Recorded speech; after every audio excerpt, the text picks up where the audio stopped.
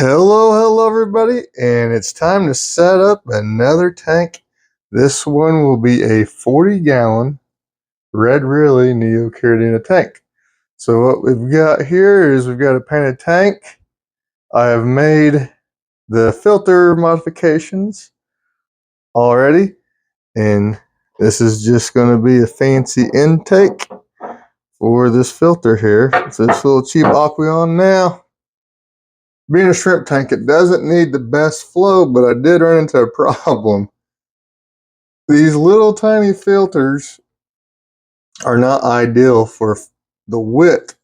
This space here, they're not made to go over wider tanks, bigger tanks. So that was a bit of a challenge, but it got on there. I think this is the Aqua Clear 20 or 30, and this is a 40-gallon breeder. But we're just talking about shrimp here. We don't need super good flow. It'll be good enough.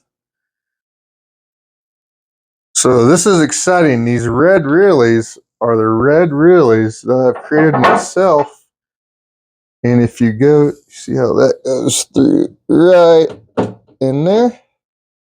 And if you go through my history of videos, you'll see how we've created them. And now I've been lining them out for a couple years. And this tank right here is the tank that's going to be the production. So I can start making them available to all you guys. So when I did the shrimp farm, I made one of the tubs for those red Rilis that we had created.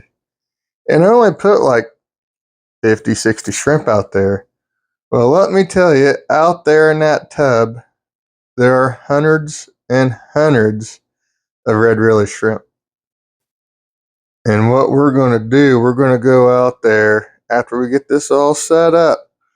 We're going to go through, sort out a handful to get this tank started. So the rest of them will be coming in this tank in the fall.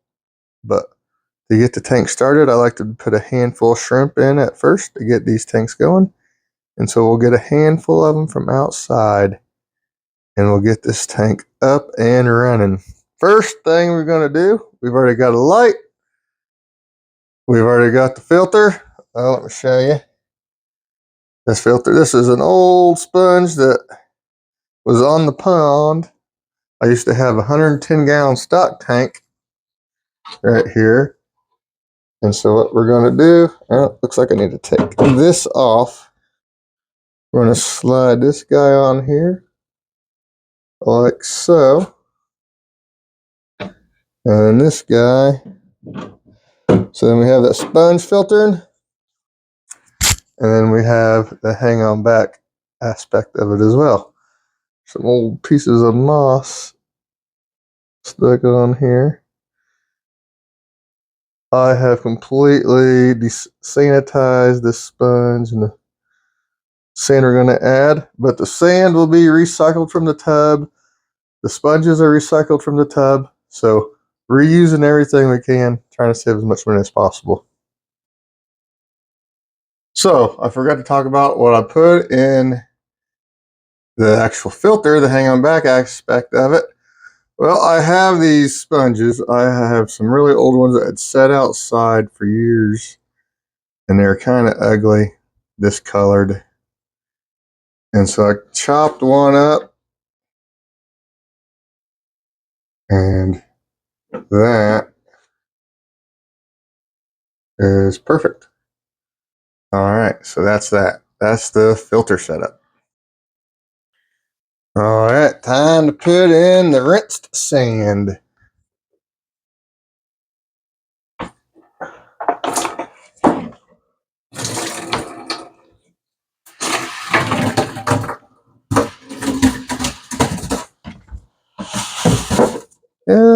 I messed up the camera. There we go.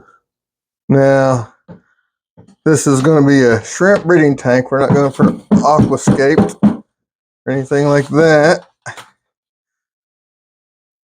So we just want enough to cover the bottom here.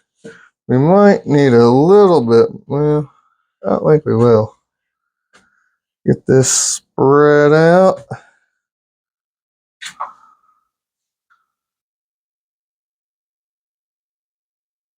Now I think I'm going to put some stem plants in the back corner.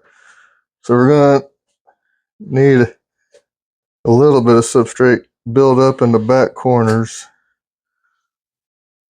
Then the rest, we're just going to have some moss and stuff like that.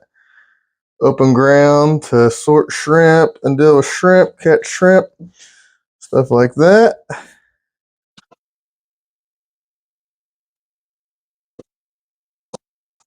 Alrighty. There we go. Get the light back where it needs to be. And there we have it. So we're going to put some, I think, mermaid weed in that back corner and that back corner. They'll have a little mound of moss here in the middle. I think that's what we're going to go for. So we're just going to put a little bit of moss here in the middle. Nice little patch. And I'm going to try to do this style. Spread it out real good. Like this.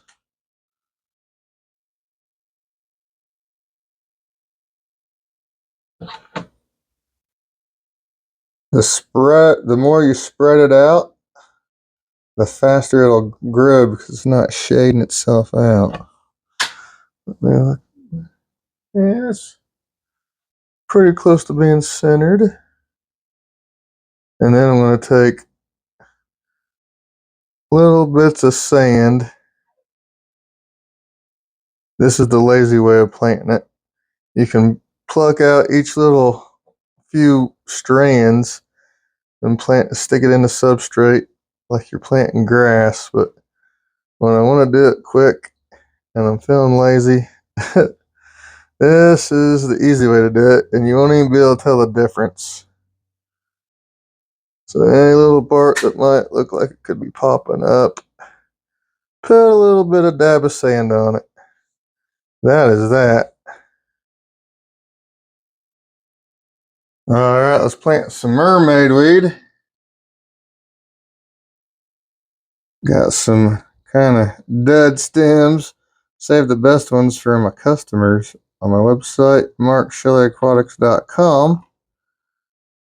Alright, oh yeah, we got plenty in there. There's plenty of substrate to get the plant nice and good. Enough to anchor it down in there.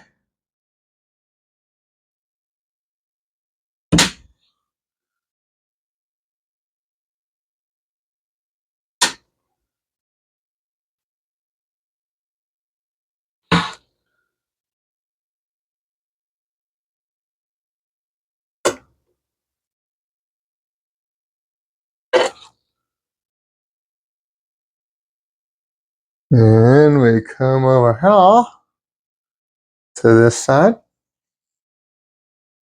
Need this light.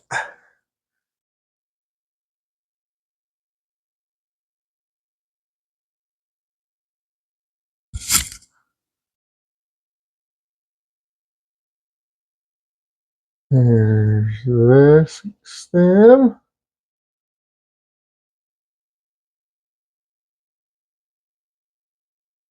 Some of these have a few bits of moss growing on them that they caught in the tank. Stem.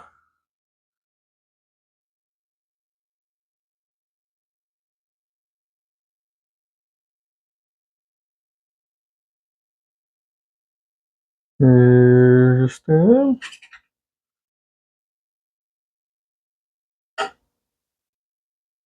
And one more for this side.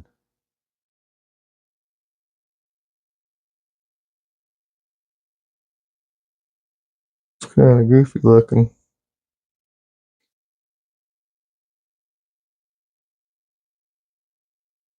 All right. So now we add water. Exciting times. And before we add water, we add some safe. With my Neo tanks and all I use is tap water, This is the only thing I do to it.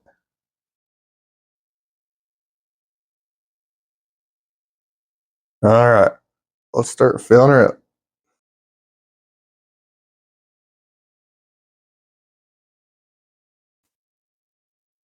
All right, we're filled up with water that we treated was safe. So now let's plug this guy in and see what happens. Hopefully the filter works. I hear it.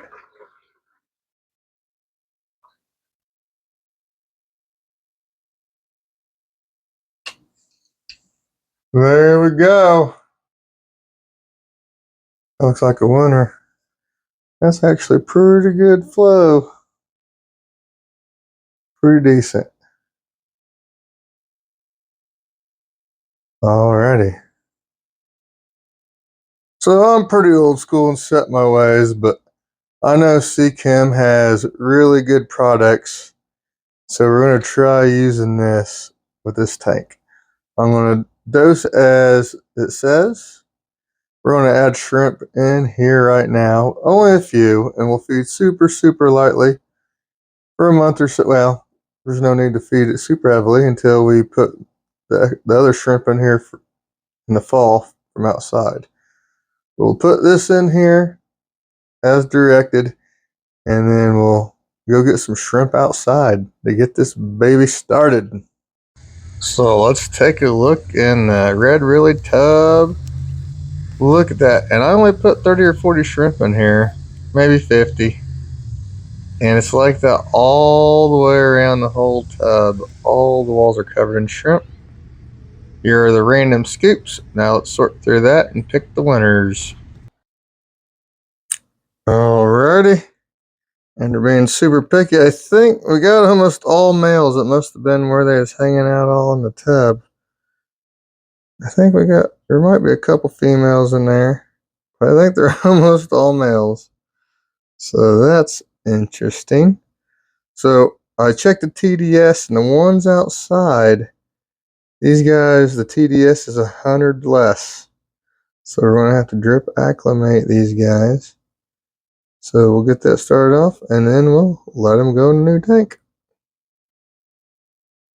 Drip, drip, drip, drip, drip. All right, guys, the moment y'all been waiting for, the big release of the shrimp. I think I counted out 13. So we're not starting off with a lot of shrimp here. I don't want to get too crazy, testing out stability with them. But here we go. Come on, shrimpies. Come on, shrimpies. Get on out of there. That went pretty smooth. So let's take a look and see if we see any signs of distress, any signs of shrimp struggling. Looks like they're all just scurrying around and about, doing their little shrimpy thing. How you doing, shrimp? You enjoying your new home? Hey, little baby shrimp. How you doing? You like your new tank? All right, guys. Another 40-gallon shrimp tank in the books. So I'm pretty proud of myself. I got a lot of these tanks to set up. So if you want to see more of these kind of tank setups, go ahead and subscribe. But we have I was proud of myself because this was done on a shoestring budget. Not because I really had to necessarily, but because I got a lot of these tanks to get going, and I don't want to spend a ton of money. So I think I got the tank itself half off for $65. I got the filter for less than 30. Then we got PVC fittings. Now, I already had the light because I have a whole stash of these shop lights. Because all the tanks I got and all these lights, in case one burns out, I keep a big old stash of lights going right there for when needed. But the plants I had, the shrimp I had, the sponges I had. So between the tank itself, the filter, and the PVC fittings, I already had the sponges. So I think I did all this for less than $100. And again, I think the most exciting part is I put the work in on making my own line, and now they're getting to the point where they're good enough to breed out and share with you guys on my website, markshellyaquatics.com. So look for those to be available this fall, along with some more different shrimp that'll be new. This is just the first step of getting things ready to bring all those shrimp farm shrimp inside in the fall. And I appreciate you guys watching. Thank you. Bye.